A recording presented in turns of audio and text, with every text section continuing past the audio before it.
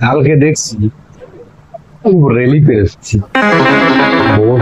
বাজার খুব গরম, দেখছি কিছু লোক যাচ্ছে, এটা ঝান্ডা নিয়ে। বুঝেছো না দাদা, আপনারা কি এই পক্ষের লোক? তাই সে না না হচ্ছে না, মানে বলছে খালি বসেছিলাম, এই আমার বন্ধুটা বললো যে চ 300 টাকা দিব আর একটা বোতল, শুধু গান ধরে রাখবি আর সঙ্গে সঙ্গে ঘুরবি। মানে এই শালা ঝান্ডা ধরে 300 টাকা দিলেন, মানে কি বলবো, কি দিন এলো রে ভাই, এডভার্টাইজের পয়সা সঙ্গে পাও। बार बोल रहे हैं पढ़ने लिखने वाले छात्रों को राजनीति से दूर रहना चाहिए हैं? तो पढ़ाई लिखाई में ध्यान लगाओ, आईएएस बनो और